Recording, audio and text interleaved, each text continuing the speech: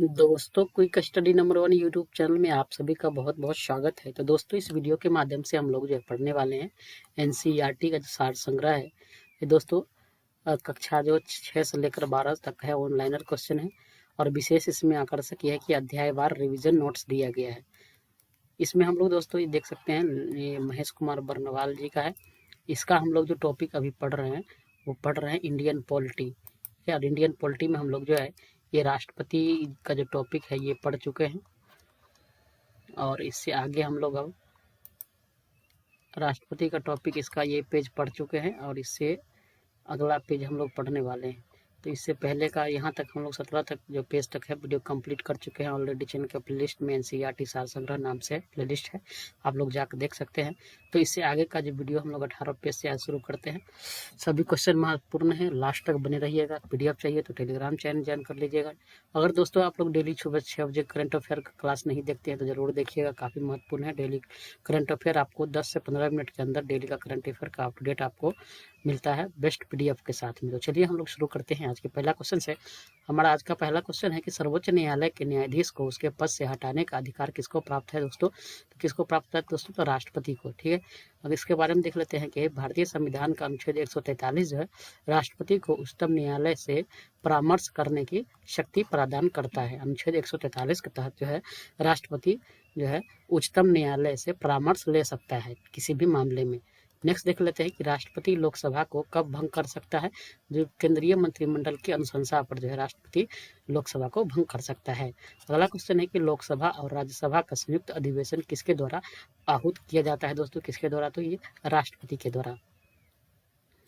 Next देख लेते हैं, अगला क्वेश्चन है कि भारत के राष्ट्रपति ने किस एकमात्र मामले में जेबी वीटो की शक्ति का प्रयोग किया था दोस्तों? तो ये भारत डाकघर संशोधन जो विधेयक था 1986, इस मामले में किया था। भारत के का जो राष्ट्रपति संसद के दोनों सदनों की चर्चा में भाग ले सकता है। ठीक है, अगला है कि किसी भौगोलिक क्षेत्र को अनुसूचित क्षेत्र घोषित करने का संवैधानिक अधिकार किसको प्राप्त है दोस्तों? तो ये राष्ट्रपति को प्राप्त है।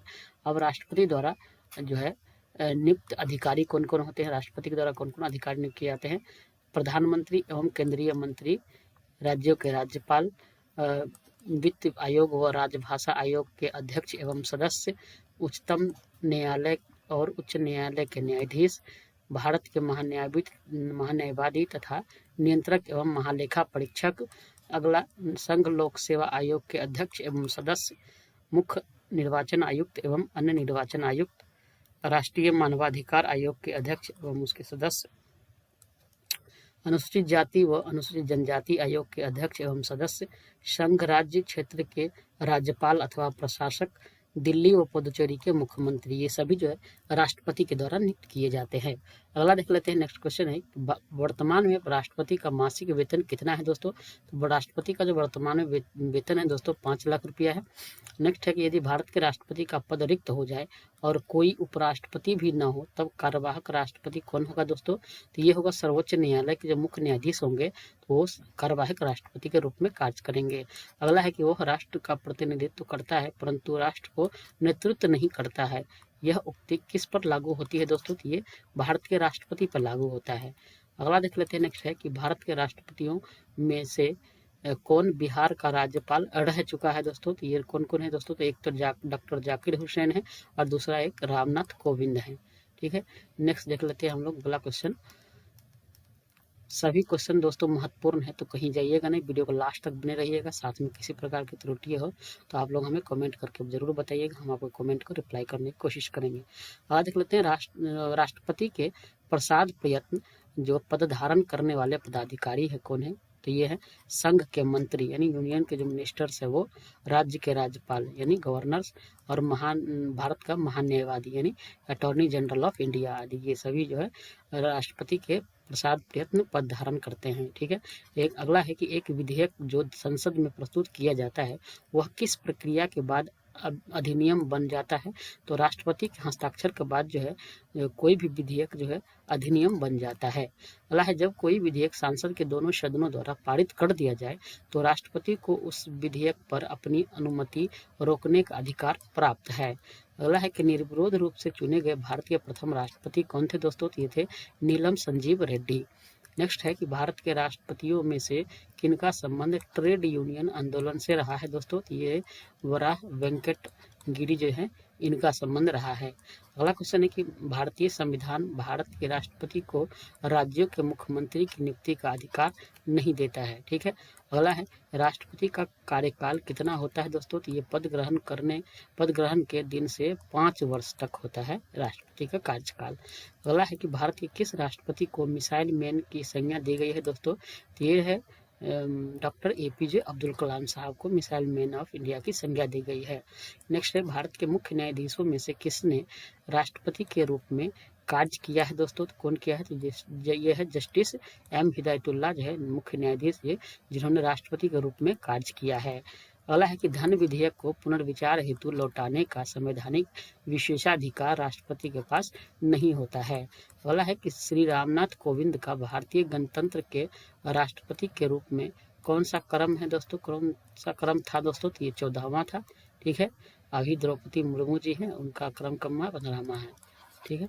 अगला देख लेते हैं कि वित्त आयोग की नियुक्ति कौन करता है दोस्तों। तो राष्ट्रपति ही करते हैं।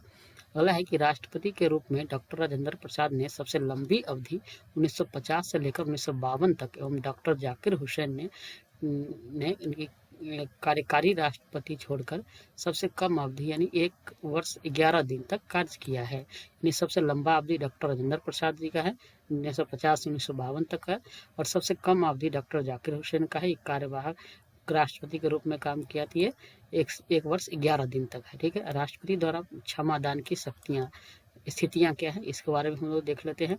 एक पहला में कि जब दंड सेना न्यायालय द्वारा दिया गया हो। ठीक है। दूसरा है कि जब दंड संघीय विषय से संबंधित विधि के विरुद्ध अपराध के लिए दिया गया हो। जब दंड देश मृत्यु दंड हो। ठीक है। तो ये है राष्ट्रपति के क्षमादान की स्थितियां हैं। ठीक है। अगला है कि राष्ट्रपति के विरुद्ध महाभियोग संसद द्वारा चलाई जाने वाली एक अर्ध न्यायिक प्रक्रिया है। तो राष्ट्रपति पर जो महाभियोग लगाया जाता है संसद के द्वारा ये क्या है कैसी प्रक्रिया है। तो एक अर्ध न्यायिक प्रक्रिया है। अगला देख लेते हैं दोस्तों हम लोग उपराष्ट्रपति के बारे में वाइस प्रेसिडेंट के बारे में देख लेते हैं। ठीक है। ये भी महत्वपूर्ण टॉपिक है आपके सभी एग्जाम के पॉइंट ऑफ व्यू से। तो चलिए हम लोग इसमें पहला क्वेश्चन देख लेते हैं उपराष्ट्रपति वाले सेक्शन से कि भारत के उपराष्ट्रपति के निर्वाचन मंडल में कौन कौन सम्मिलित होता है दोस्तों। इसमें होता है संसद के दोनों सदनों के सभी निर्वाचित एवं मनोनीत सदस्य जो होते हैं ये उपराष्ट्रपति के निर्वाचन में सम्मिलित होते हैं। संसद के दोनों सदनों के सभी निर्वाचित एवं मनोनीत सदस्य जो है भाग लेते हैं उपराष्ट्रपति के निर्वाचन में। अगला है कि भारत के उपराष्ट्रपति को पद से हटाने संबंधी प्रस्ताव संसद के किस सदन में लाया जा सकता है। ये दोस्तों जो है केवल राज्यसभा में लाया जा सकता है। भारत के उपराष्ट्रपति को हटाने के लिए जो है ये प्रस्ताव किस में सदन में लाया जा सकता है। तो केवल राज्यसभा में लाया जा सकता है। अगला है कि राष्ट्रपति के निर्वाचन से के समान ही उपराष्ट्रपति के निर्वाचन से संबंधित सभी विवादों के समाधान का अधिकार उच्चतम न्यायालय को प्राप्त है तथा उसका निर्णय अंतिम होता है। अगला है कि राज्यसभा का सभापति कौन होता है दोस्तों। तो राज्यसभा का जो सभापति होता है वो उपराष्ट्रपति होता है। उपराष्ट्रपति से संबंधित महत्वपूर्ण अनुच्छेद देख लेते हैं। अनुच्छेद 63 में क्या है कि भारत के लिए एक उपराष्ट्रपति का प्रावधान होगा यानी भारत का एक उपराष्ट्रपति होगा। यह अनुच्छेद 63 में है। अनुच्छेद 64 में है कि उपराष्ट्रपति का राज्यसभा का पदेन सभापति होगा। ये 64 में है। राष्ट्रपति 63 और उपराष्ट्रपति 63 अनुच्छेद में और राज्यसभा का जो पदेन सभापति होगा ये 64 में है। अनुच्छेद 65 में उपराष्ट्रपति द्वारा राष्ट्रपति के पद में आकस्मिक रिक्तियों अथवा उसकी अनुपस्थिति में राष्ट्रपति के कर्तव्य का निर्वहन करेगा। यह 65 में है। 66 में उपराष्ट्रपति का निर्वाचन से संबंधित प्रावधान है और अनुच्छेद 67 में उपराष्ट्रपति का कार्यकाल के बारे में वर्णन है। अनुच्छेद 68 की बात करें तो उपराष्ट्रपति के पद की रिक्ति की पूर्ति के लिए चुनाव का समय निर्धारण तथा आकस्मिक रिक्ति की पूर्ति के लिए चुने गए व्यक्ति का कार्यकाल होता है। ठीक है। अनुच्छेद 68 में है। अनुच्छेद 69 में उपराष्ट्रपति द्वारा शपथ या जो प्रतिज्ञान है उसका 69 में है। अनुच्छेद 70 में अन्य आकस्मिकताओं में राष्ट्रपति के कर्तव्यों का निर्वहन। 71 में है उपराष्ट्रपति एवं चुनाव संबंधी अथवा उससे संबंधित विषय। ठीक है।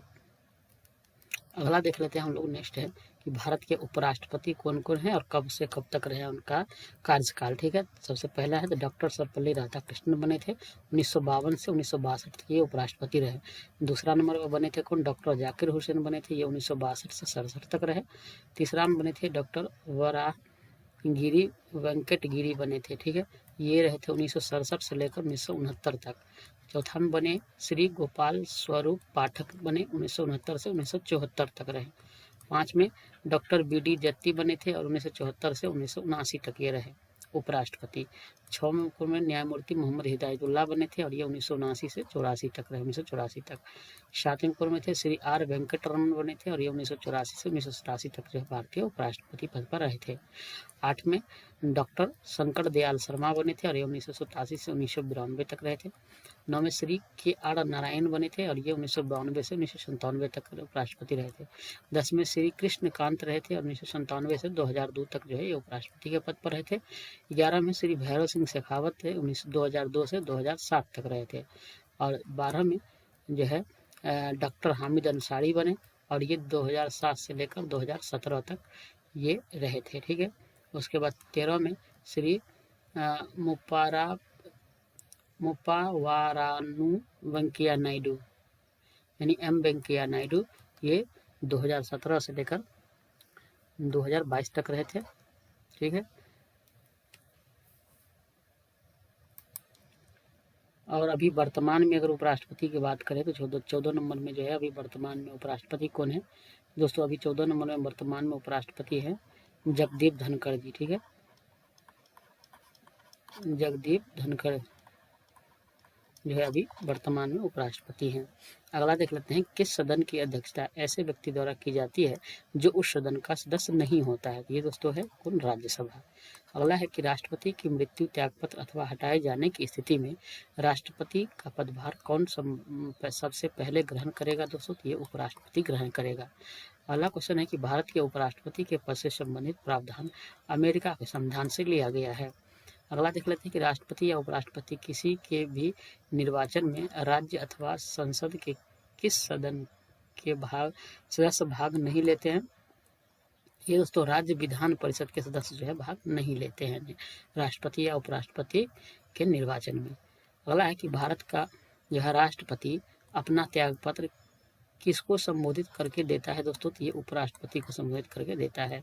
अब हम लोग देख लेते हैं राष्ट्रपति तथा उपराष्ट्रपति पद की तुलना करके देख लेते हैं। ठीक है, राष्ट्रपति हो गया, इधर उपराष्ट्रपति है। ठीक है, इसमें है कि लोकसभा सदस्य बनने की योग्यता रखता हो और ये उपराष्ट्रपति में है कि ये राज्यसभा सदस्य बनने की योग्यता रखता हो, यानी राष्ट्रपति लोकसभा सदस्य बनने की योग्यता रखता हो और उपराष्ट्रपति राज्यसभा सदस्य बनने की योग्यता रखता हो। ठीक है, अगला है कि राष्ट्रपति के निर्वाचक मंडल में संसद के दोनों सदनों तथा राज्य विधानसभाओं के निर्वाचित सदस्यों के साथ साथ दिल्ली एवं पुदुचेरी के विधानसभा के निर्वाचित सदस्य भी शामिल होते हैं। ठीक है, ये राष्ट्रपति में शामिल होते हैं, लेकिन उपराष्ट्रपति के निर्वाचन मंडल में संसद के दोनों सदनों के सभी सदस्य मनोनीत और निर्वाचित शामिल होते हैं। इसमें जो है राज्यों के विधानमंडल के सदस्य सम्मिलित नहीं होते हैं। ठीक है, अगला है कि राष्ट्रपति को पद से हटाए जाने की प्रक्रिया यानी महाभियोग किसी भी सदन में प्रारंभ की जा सकती है, परंतु उपराष्ट्रपति को पद से हटाने वाला प्रस्ताव है केवल राज्यसभा में ही प्रस्तुत किया जा सकता है। अगला है कि उपराष्ट्रपति का वेतन भारत की संचित निधि पर भारित होता है। ठीक है दोस्तों, हमारा ये आज का क्लास 2 पेज का समाप्त होता है। आप लोग को वीडियो कैसा लगा, अच्छा लगा हो तो लाइक कमेंट शेयर जरूर करिएगा। चलो पहली बार है तो सब्सक्राइब जरूर करिएगा। अगला हम लोग केंद्रीय मंत्रिमंडल नेक्स्ट वीडियो में करेंगे। तो आज के लिए इतना ही, जय हिंद।